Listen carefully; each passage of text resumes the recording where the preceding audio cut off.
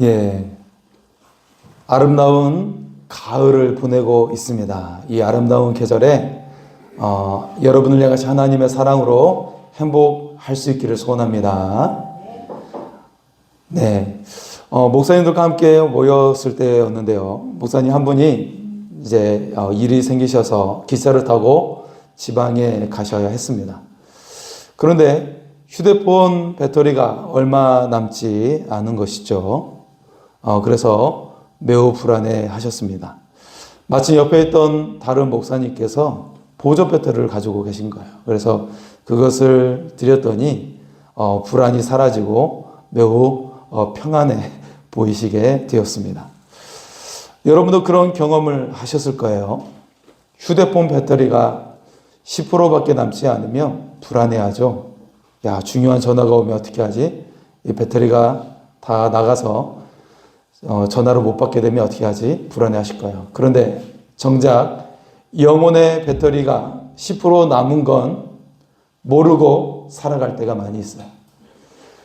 예배도 찬양도 감사도 점점 방전이 된 것이죠. 이 영혼의 배터리를 충전하는 충전기가 바로 감사입니다. 주님 감사합니다. 이 한마디면 영혼의 100% 충전 버튼이 되는 것이죠. 이처럼 감사는 영혼의 삶에 있어서 매우 중요해요.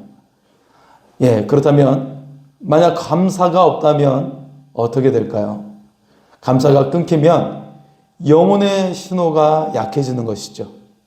영혼의 신호가 약해져서 말씀이 들리지가 않아요. 그리고 찬양의 은혜가 없어요. 그러나 감사가 회복되면 하늘의 은혜가 다시 흐르게 되는 것이죠. 말씀이 꿀송이처럼 달게 느껴지는 거예요. 찬양의 감격이 있게 되는 거예요. 혹시 지금 영적 메마른 심령에 놓여 있습니까? 감사는 감정이 아니라 훈련이에요. 사랑하는 성도 여러분, 감사의 삶이 될 수 있기를 소원합니다. 그래서 여러분의 삶에 하늘의 은혜가 넘쳐 흐를 수 있기를 소원합니다. 오늘 시편 기자는 하나님이여 사슴이 시냇물을 찾기에 갈급함같이 라고 외치고 있어요. 감사가 식을 때 영혼이 메말라 버리는 것이죠. 그러면 마음도 인생도 메말라 버리게 되는 거예요. 허무해지고 삶에 무기력하고 그렇게 말라가는 삶으로 변해가는 것이죠. 그러나 하나님을 향한 감사가 회복될 때 은혜의 샘이 다시 흐르게 될 줄 믿습니다. 그 감사는 믿음의 훈련으로 나오는 거예요. 감사는 구원받은 사람에게 나오는 증거인 것이죠.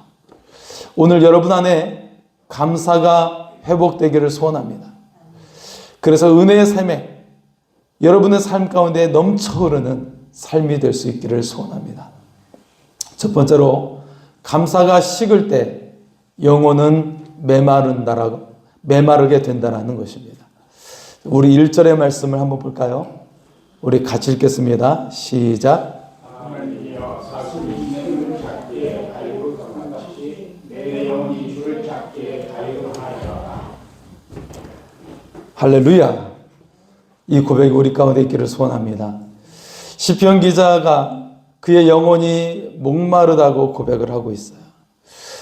그는 신앙의 중심이신 하나님을 잃어버렸던 것이죠.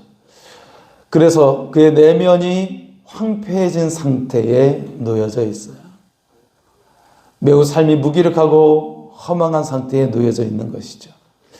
감사가 사라지면 영혼의 생명줄이 위태로워지게 되는 거예요. 예배가 메마르고 찬양이 공허해져요. 말씀이 마음에 닿지 않게 되죠. 이때 내 영혼이 갈급하나이다. 이 말은 신앙의 경고등이 켜져 있다는 것이죠. 하나님과의 연결이 끊겼다는 신호인 거예요. 시편을 5권으로 구분을 짓고 있는데 마치 이 시편을 모세 오경처럼 구분을 해 놓았어요. 오늘 본문은 시편의 제2권이 시작되는 부분이에요. 자, 그렇다면 여러분 모세 오경에 있어 두 번째 책이 무엇인가요? 구약 성경의 두 번째 책인 것이죠. 무엇이죠? 출애굽기입니다. 출애굽기는 어떤 기록이 담겨져 있습니까? 애굽에서 종되었던 곳에서 해방된 사건이죠. 따라서 고난에 대한 구원을 강구하는 내용이 시편의 두 번째 책에 등장하고 있어요.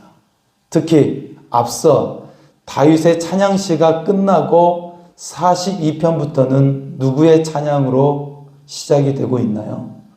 고라 자손의 시편이 시작되고 있어요. 여러분, 고라 자손이 어떤 사람들이죠? 그들은 모세에게 대항했던 레위 지파 중에 한 가문이었어요. 민수기 13장에 보면 고라 자손이 당시 지도자였던 모세와 아론에게 대항합니다.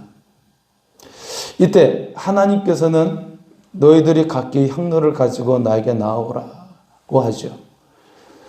여기서 반역을 꾀했던 고라와 그의 무리 250명이 불에 타 죽게 돼요. 또 이어서 연병이 일어나서 14,700명이 죽게 돼요.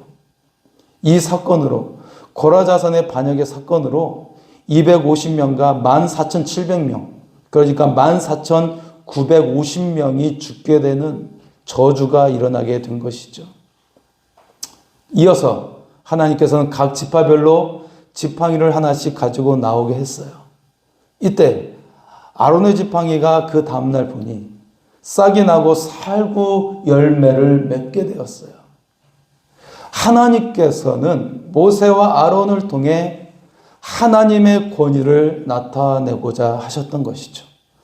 모세와 아론이 특출나기보다는 이 두 사람을 통해 하나님의 권위에 순종하기를 원하고 계셨던 거예요.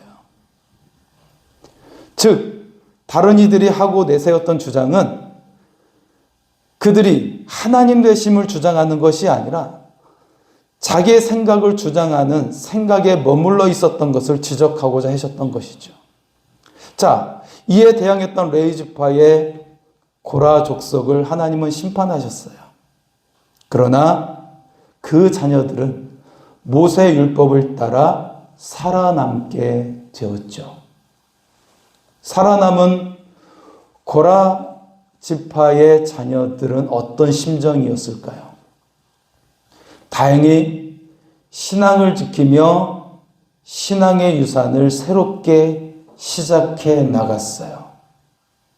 부모들은 반역하여 죽게 되었지만 우리는 신앙으로 다시 시작하자. 왜냐하면 우리가 죽지 않고 살아남았지 않았느냐. 그리고 다윗 왕 때는 하나님을 찬양하는 자들이 되어 성전을 섬기는 가문이 되었어요. 진멸될 수밖에 없었던 고라 지파의 자녀들이었어요. 그러나 오히려 하나님의 신앙을 붙잡고 은혜로운 사역자로 남게 된 것입니다. 고통 중에도 하나님께 나아가는 것이 생명이요 은혜요 감사임을 알았어요. 시편 42편은 고라 자손의 맞쓰기라고 부제가 붙어 있죠. 곧 고라 자손의 교훈이 담긴 찬양이라는 뜻이에요. 고라 자손은 고통 중에 했던 찬양과 감사가 오히려 생명임을 알았어요. 삶 가운데 은혜의 샘이 터져 나오는 것을 깨닫게 되었어요. 오늘 여러분은 고통 중에도 찬양하고 있습니까? 고통 중에도 감사하고 있나요? 오늘 어느 청년부 리더가 이런 고민을 하고 있었다고 그래요.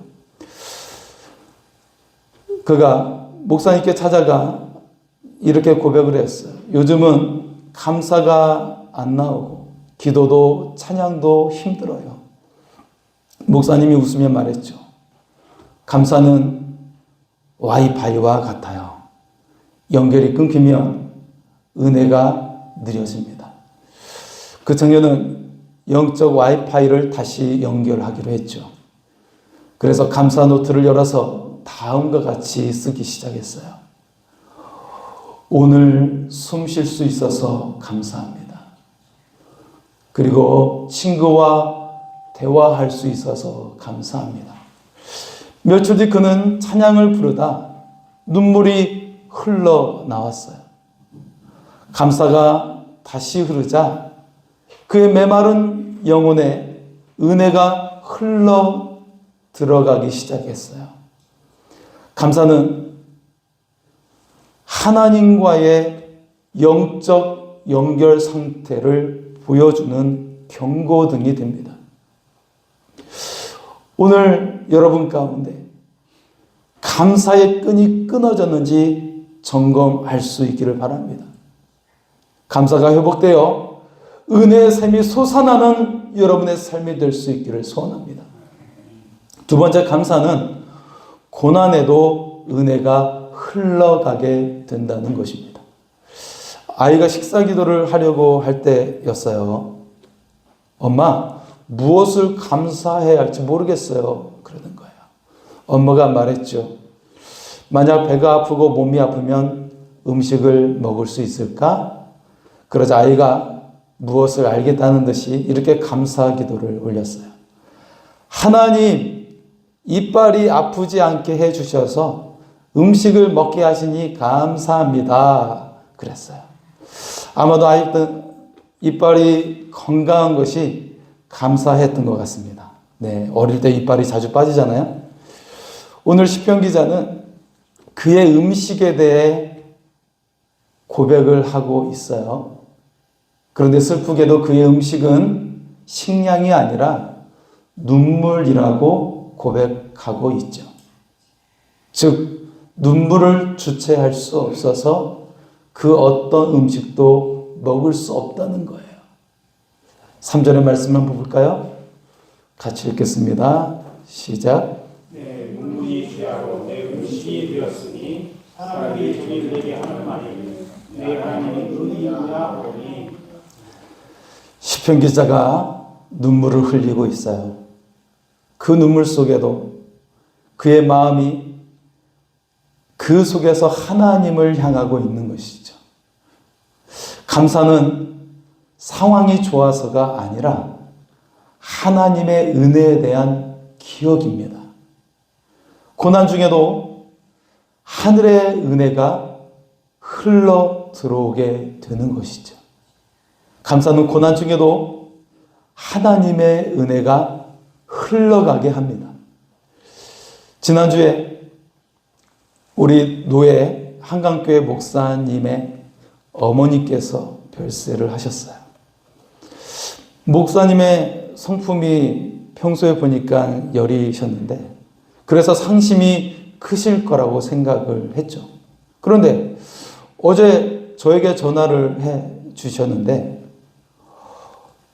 본인이 어머니의 임종을 지키게 하셨고 너무나 잘 천국에 가셨다는 거예요. 그래서 너무 감사했다라고 이야기하는 거예요. 모든 장래가 하나님의 은혜여서 얼마나 감사한지 모른다고 말씀하시는 거예요. 예, 그 어머니 임종하심을 맞이하고 장례를 치르신 분이 그렇게 이야기하니까 제가 좀 부끄러울 정도로 그렇게 감사의 이야기를 하시더라고요. 사랑하는 성도 여러분, 어느 누가 가족의 장래에 대해서 감사할 수 있겠습니까? 세상 사람들의 장래는 분통과 원통밖에 없어요. 오직 천국 소망을 가진 자만이 감사하는 줄 믿습니다. 감사는 하나님께 사랑받은 사람만이 할 수 있는 거예요. 하나님의 구원받은 사람만이 감사할 수 있어요. 하나님의 사랑을 간직한 사람만이 감사할 수가 있는 거예요. 그리고 하나님께 감사할 때 삶의 하늘의 은혜가 흘러가는 줄 믿습니다. 현실은 고난이 있어요. 슬픈 일이 있어요. 사랑하는 사람을 떠나보내야 하지요. 그런데 하나님의 사랑을 받은 사람은 현실의 아픔이 은혜로 바뀌는 거예요. 사랑하는 사람과의 이별이 하늘에서 다시 만나는 소망으로 바뀌게 되는 거예요. 감사는 고난 중에도 하나님의 은혜가 흘러가게 합니다. 더 큰 소망의 삶으로 살아가게 합니다. 한 성도가 간증을 했어요. 사업이 망하고 가족이 아파서 아무 감사도 나오지 않습니다. 그런데 새벽을 말씀을 읽는데 이런 음성이 마음속으로 들려오는 거예요. 내가 숨쉬고 있지 않느냐. 그날부터 숨 쉴 수 있어서 감사합니다 라고 고백하기 시작했어요. 그때부터 이상하게 마음이 가벼워지고 일이 다시 힘이 생기게 되었다고 합니다. 사랑하는 성도 여러분, 감사는 현실을 바꾸기보다는 우리 마음의 방향이 바뀌게 되는 거예요. 무기했던 마음, 슬펐던 마음, 우울했던 마음이 새로운 소망의 마음으로, 그리고 더욱더 힘있게 시작하는 마음으로 바뀌게 되는 줄 믿습니다.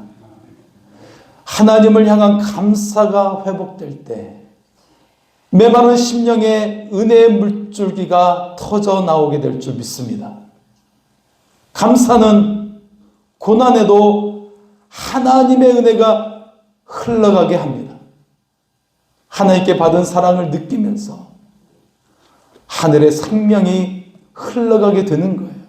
예수의 생명이 여러분 속에 흘러 들어가게 되는 줄 믿습니다. 그러면 그 삶이 무기력한 삶이 아니라 능력의 삶으로 바뀌는 줄 믿습니다. 우울한 삶이 아니라 소망이 가득한 삶으로 바뀌는 줄 믿습니다. 하늘의 은혜가 흘러가게 됨을 믿습니다. 캄캄한 어둠의 역사가 빛나는 빛의 역사로 바뀌게 될 줄 믿습니다. 오늘 다시 감사합니다. 여러분 고백해 보세요. 그러면 하늘의 빛이 흐르게 돼요. 하늘의 은혜가 흐르게 될 줄 믿습니다. 한번 따라서 할까요? 하나님 감사합니다. 하나님 감사합니다. 내일도 감사합니다. 항상 감사합니다. 할렐루야. 하나님께서 역사해 주실 줄 믿습니다.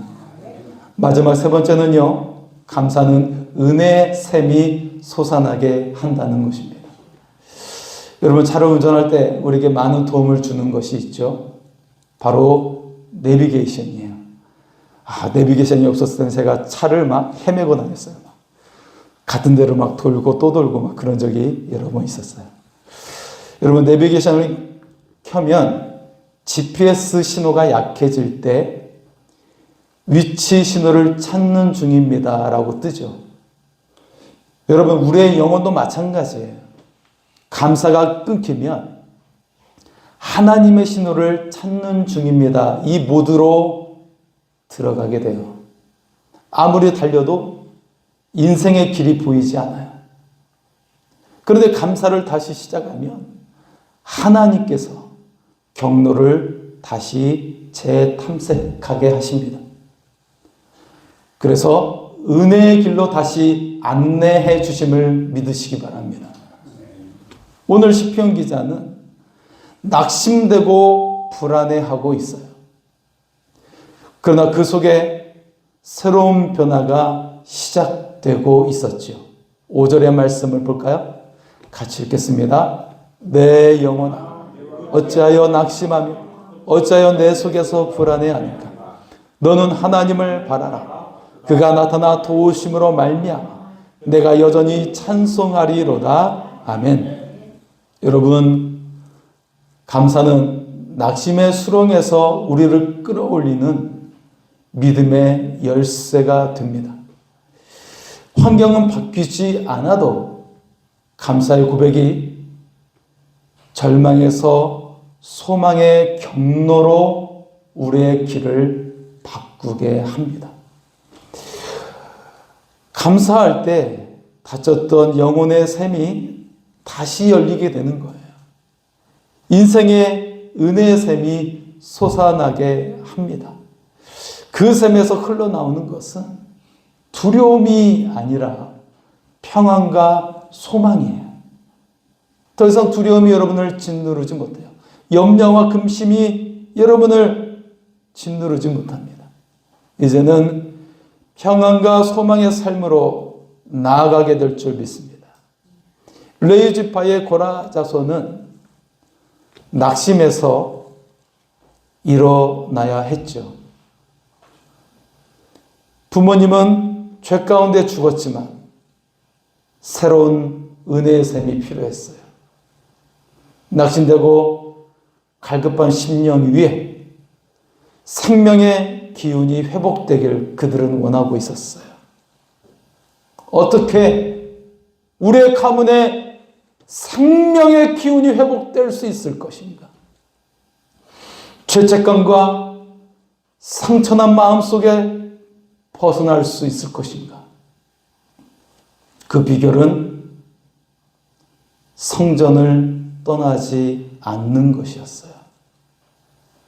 결국 그들은 다윗 왕 때에 성전에서 비파와 소고를 치고 하나님을 찬양했어요.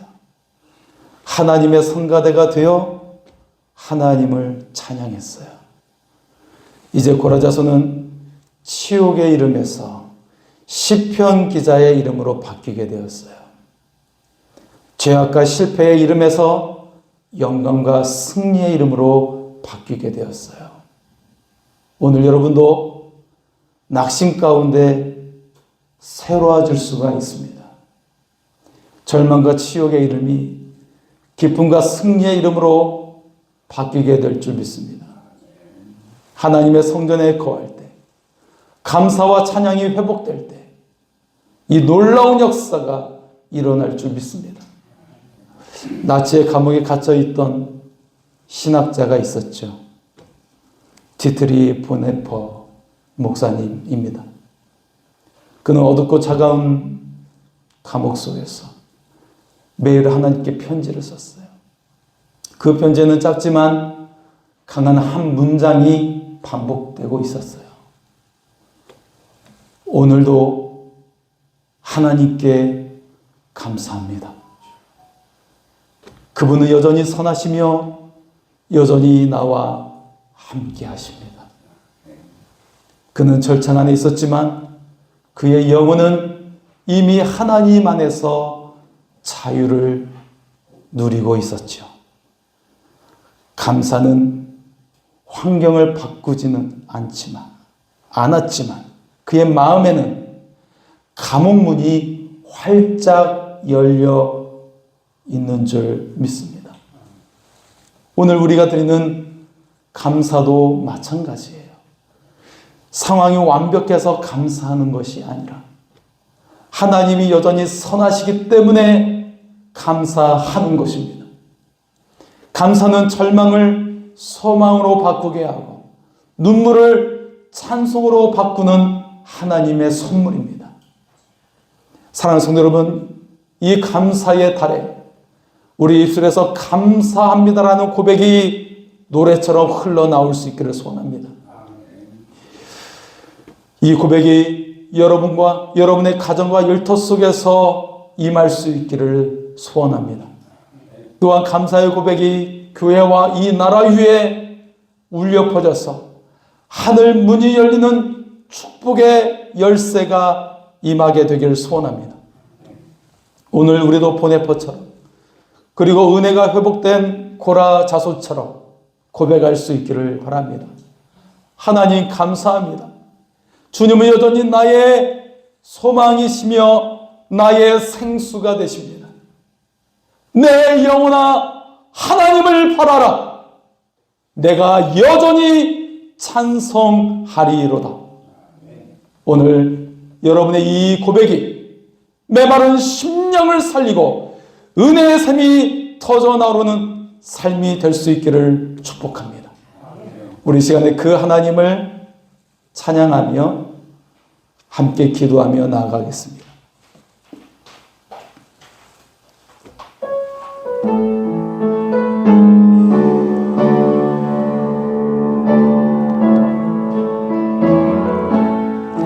날 구원하신 주 감사, 모든 것 주신 감사, 지난 추억이 내가